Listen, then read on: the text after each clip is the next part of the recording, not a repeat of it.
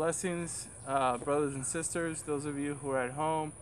Again, I would rather be with you guys wherever you are during this Havdala evening as we say goodbye to the Sabbath and enter into the regular work week. We leave behind the holy and enter into the mundane. I just want to share a message regarding the high holy days coming up and this month that we're in, the month of Elul.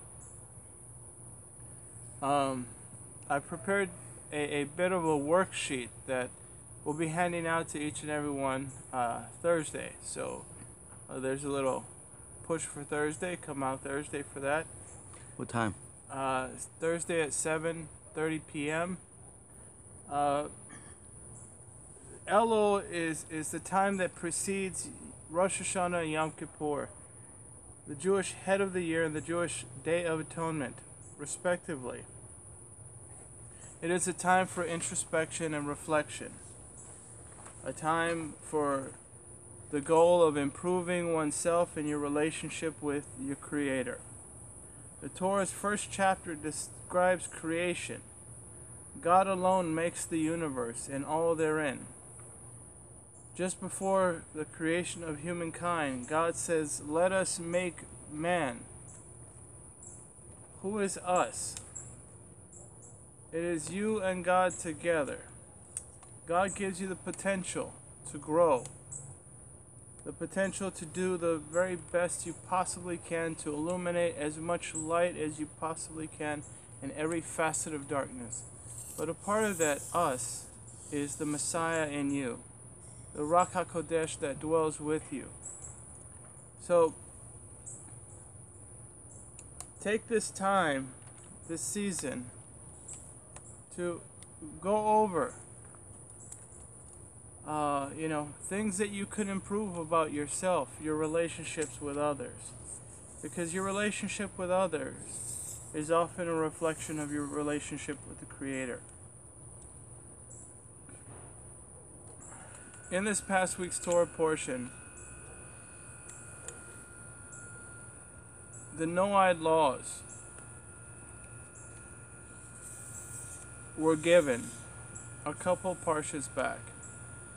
And in the Noahide laws, it said that all nations should not take up pagan gods and should not revere any god but Elohim. That being said, this time of reflection, let's make sure that we are not placing anything before our God. Any mistakes or errors that we may make. But let's keep moving forward. Keep working on improving ourselves and our relationships with others. And that in turn improves our relationship with our Creator. As we learn to make time for others, we'll learn to make time for God. As we listen to others, guess what? You'll learn to listen to God. So use your relationship with others as a tool to improve your relationship with your Creator. All the things you let your Creator into, or even other people. Admit your mistakes, but don't live in them. Keep growing, keep building, keep improving who you are and what your station is. Reflect on the good qualities that God has placed within you, the gifts, the skills, the blessings. This is a part of our everyday morning prayer, the Modéani, that you and I should constantly reflect each morning and count our blessings and count in appreciation all that God has done for us and all that God has brought us through. Continuing to count these and build our strengths, we consider what activities, what things we're being involved in. Are you a part of a community, a veteran group, a synagogue group, a church? If so, are you involved? Or do you just go to bide the time? At the end of everything, both Yeshua and the sages say that we will all be taken before the throne. And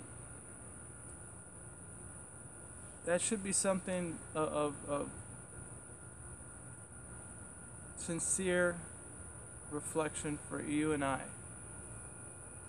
Not that you should dwell on it and stay there and use that as an excuse of why you can't improve your status or your position. A lot of people refuse to get in relationships or refuse to love because of whatever they've done in the past or whatever mistakes they've had in relationships before. We can't base our growth, our future, on our past. We can learn from our past, learn from our history, and learn not to repeat the same mistakes. You know, instead of holding back on loving, why not just love? Instead of holding back on stepping in faith, why not just step in faith? Giving love, receiving love, it sounds a bit far-fetched. But I will tell you, with complete honesty and sincerity, that every single person that I have given a godly love to, I have seen it blossom in their lives, and I have seen them grow exponentially beyond what their former realist minds could interpret. Love isn't something that you should interpret. It is something that you should do. Because our God in heaven simply loves us. Let us in turn love our God and love each other. And in this example, in this movement, in this new week that you and I are entering into, even though the blessing says to the mundane, let us take it beyond that and take a little bit of holiness into each and every one of the days of this week. Let's take a little bit of His hesed, His joy, His simcha into each and every day this week. And let us reflect His goodness and His grace. I know y'all hear me say that quite a bit, but it's absolutely true. One of the places that I came from in this particular establishment, they're very distrusting, and they would openly speak against certain peoples. Over the years, I became good friends with several people from these groups. And I've learned that God has put goodness in all of creation. But it's up to you and I to bring out that goodness. It's up to you and I to plant the seeds of love and to help those grow. So be aware how your actions or inactions affect everyone around you, including the stranger. And let's just do our best. In Shoftim, God says when you go to conquer issues, or when you go to conquer this land, this increase, this new area that you're entering into, first try to do it through the means of peace rather than through the means of struggle and combat. Incidentally, each of the challenges will not go beyond what the Noahide instructions are. Even your fight with depression. Depression is well aware there is only one God. But you have to put God before that depression. You have to put God before all of the challenges and before all of the areas of your life you're trying to make new ground in. So, turn your uncertain areas into strengths. Turn your untilled fields into fully ripened crops. May this season, you and I enter into a new age where Hashem's relevance, His goodness, and all that He is reflected in your life and in mine. With that being said, as there are 3 stars out above us, I'm going to go ahead and play the Havdala song and light the candle. And may each and every one of you have a blessed and joyful week. And if you're there, sing along with the song if you know it. If you don't, please enjoy the melody.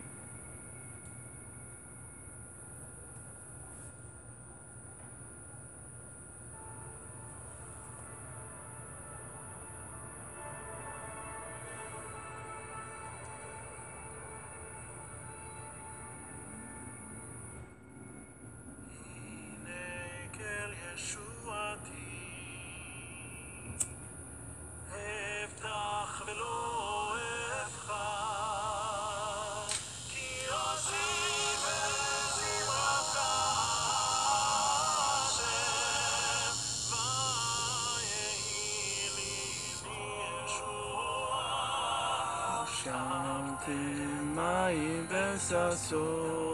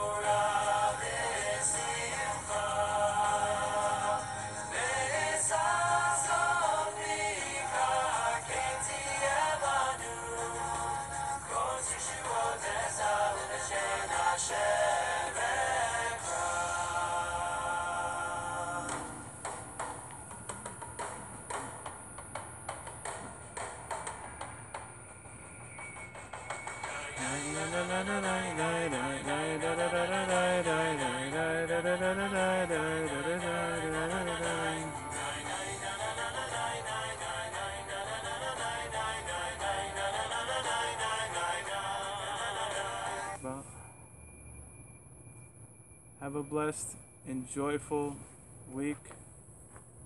Shavua Tov, Shavua Tov, Shavua Tov, Shavua Tov, Shavua Tov, Shavua Tov, Shavua Tov. And with this and the stars out, we extinguish the light of Shabbat. Have a blessed and joyful week, family and friends, and critics alike.